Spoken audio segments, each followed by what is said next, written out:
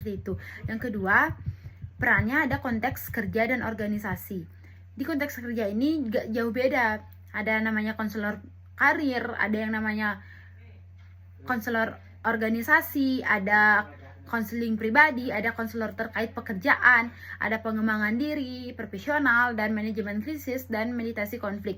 Yang dimana kita sebagai seorang konselor nantinya di konteks kerja dan organisasi, kita harus menekankan yang namanya konflik dan emosi kita, yang dimana karir ini, konselor karir artinya konteks kerja dan organisasi ini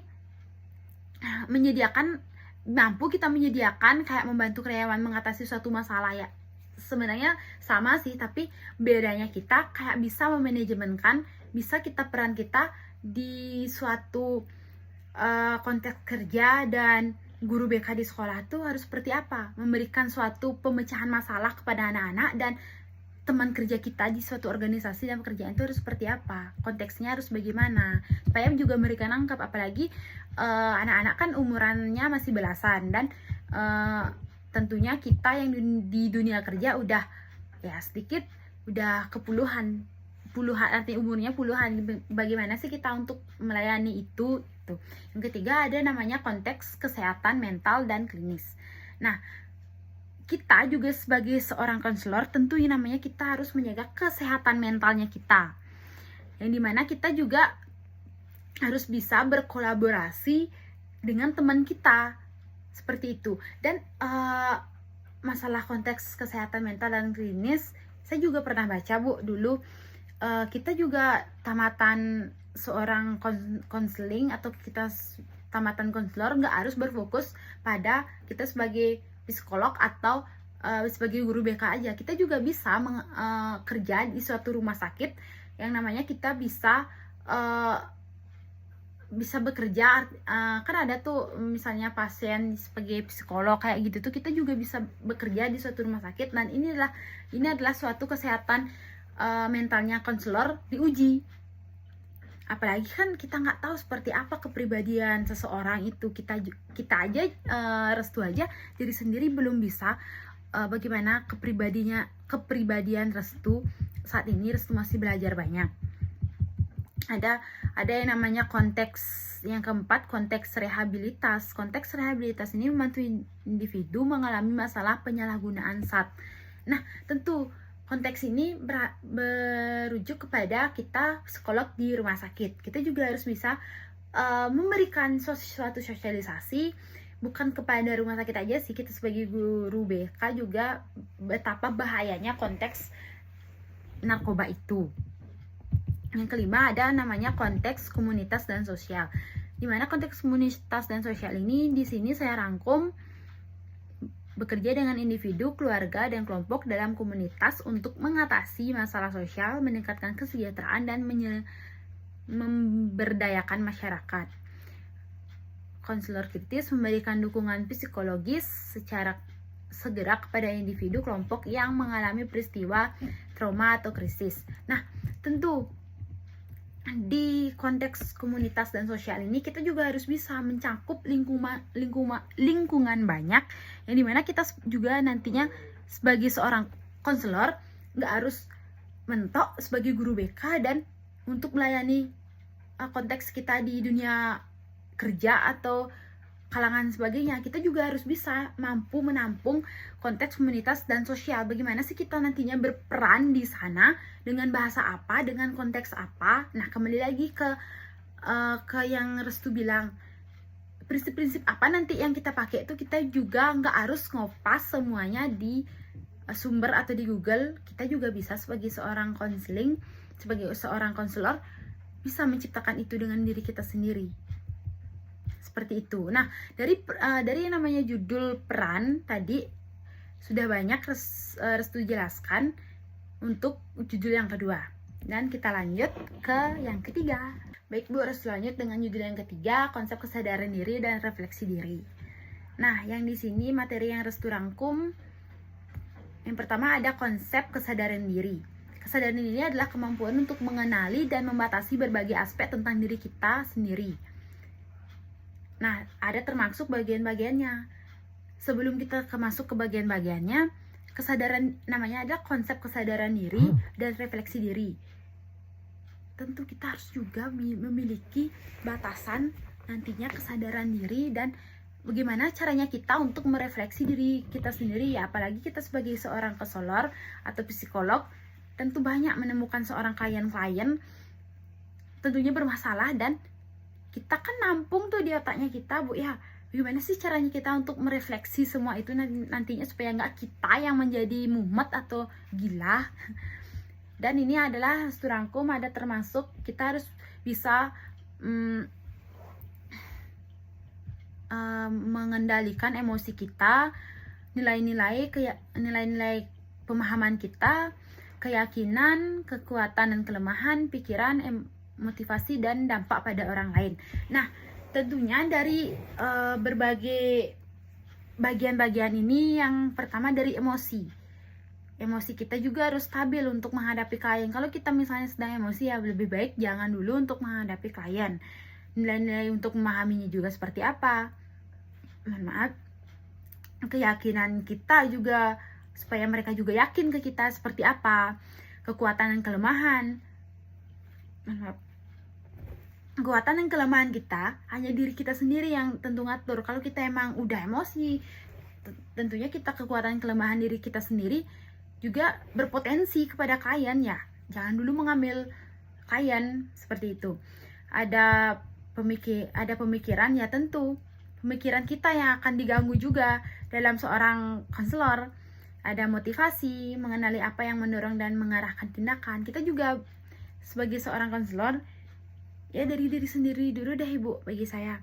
Dari diri sendiri juga kita harus bisa memotivasi diri kita, baru kita kalau udah bisa memotivasi, udah bisa menunjukkan, baru kita bisa memotivasi seorang klien gitu. Dan bagaimana sih dampak kepada orang lain itu? Nah, seperti itu. Selanjutnya ada mengapa sih kesadaran diri itu penting gitu kan Ibu ya? Ya tentu kembali lagi, namanya kita juga ya seorang guru BK, seorang konselor, kita juga harus belajar kepada diri kita sendiri dan kesadaran kita itu lebih penting juga sebelum kita terjun seperti itu. Dan yang kedua ada yang namanya konsep refleksi pribadi. Nah, di rangkuman restu ini, refleksi pribadi adalah proses aktif untuk merenungkan pengalaman, pikiran, perasaan, dan tindakan diri sendiri dengan tujuan untuk mendapatkan pemahaman yang lebih dalam dan belajar darinya. Ya, ada juga ini melibatkan sebagai apa. Nah, bagi restu, refleksi diri ini kembali juga bagaimana caranya kita untuk suatu menenangkan pikiran kita setelah kita mendapatkan berbagai banyak contoh kasus atau pelanggan atau sebagai apa, pasien-pasiennya kita seperti apa gitu. Adapun juga melibatkan harus kita menyisihkan waktu, mengajukan pertanyaan pada diri sendiri seperti apa, mana dia ya, ada mencatat pemikiran, perasaan, mencari perspektif lain, dan merencanakan tindakan selanjutnya seperti apa. Kita juga harus bisa memanajemenkan diri kita sendiri, menata seperti apa nantinya, apalagi nantinya kalau kita atau orang-orang atau seperti ibu ya contohnya Bu ya, udah berkeluarga, bagaimana caranya kita untuk mengatur nantinya klien, belum juga anak, belum juga suami, belum juga kayak gini ya. Untuk memanajemenkan waktu itu mungkin kita harus bisa seperti itu. Dan mengapa sih refleksi itu penting? Nah, seperti itu. Refleksi itu penting bagi saya untuk meningkatkan kreativitas, terutama untuk mengelola stres kita.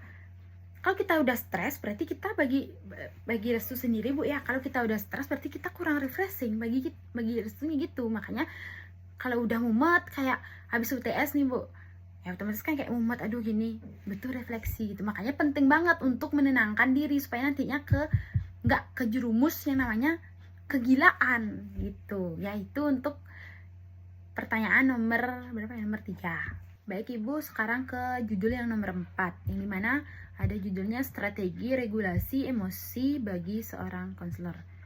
Wow, strategi. sebelum kita maaf, ada berikut beberapa poin penting dan strategi regulasi yang bisa kita ambil dalam konselor. Yang menurut Restu Rangkum, mengapa sih regulasi emosi itu penting bagi konselor? Ya, yang pertama tentunya di sini banyak sih Restu Rangkum, akan tetapi contoh ada berapa yang bisa Restu simpulkan. Mengelola reaksi kontratransferensi. Regulasi ini emosi membantu konselor untuk mengendalikan dan mengelola reaksi emosional mereka terhadap klien yang mungkin dipicu oleh pengalaman pribadi dan mempertahankan batasan profesional. Kemampuan mengelola emosi membantu konselor dalam menetapkan dan mempertahankan batasan sehat dengan klien. Nah, menurut Restu sendiri, mengapa sih regulasi emosi itu penting bagi seorang konselor? Ya, kembali lagi ya, seperti Restu jelaskan, kita sebagai seorang konselor juga harus bisa membatasi pentingnya emosi kita. Seperti apa dan bagaimana. Makanya kita juga harus bisa mempertahankan batasan profesional kita, batasan kita untuk di hari pertama, hari kedua, seperti apa kita membatasi diri kita untuk atau bersama klien, supaya nantinya kita nggak mumet sekali untuk menampung itu. Konselor juga manusia kan Ibu. Ya, dari itu kemampuan mengelola emosi dan membantu konselor dalam menetapkan dan mempertahankan batasan sehatnya itu juga ada batasan kita, seperti itu. Makanya mengapa regulasi emosi penting bagi konselor? Contoh kecilnya ya bisa Restu sederhanakan, supaya kita juga sehat, supaya nggak gangguan jiwa. Nantinya kita kalau banyak mengambil suatu klien gitu, makanya kita juga bisa harus mengatur regulasinya seperti apa dan bagaimana kita dampaknya. Nanti kita harus juga berpikir kalau kita berketerusan atau banyak sekali mengambil klien gitu. Adapun strategi regulasi emosi yang bisa dikategorikan ada beberapa pendekatan yang Restu rangkum dan Restu cari ini di berbagai sumber. Yang pertama ada strategi berbasis kognitif, yang dimana mengidentifikasi dan mengubah pikiran-pikiran negatif dan tidak adaptif yang memicu emosi yang tidak sehat. Ini melibatkan menentangkan fasilitas pikiran dan menggantikan dengan pikiran yang lebih realistis dan positif. Dan yang dimana kita strategi berbasis kognitif ini kita juga harus bisa membatasi pikiran-pikiran negatif kita dan adaptif nantinya supaya nggak memicu emosi kita. Seperti itu strategi yang pertama. Yang kedua ada yang namanya strategi berbasis perilaku, yang dimana di sini Restu dapat rangkum teknik relaksasi, ada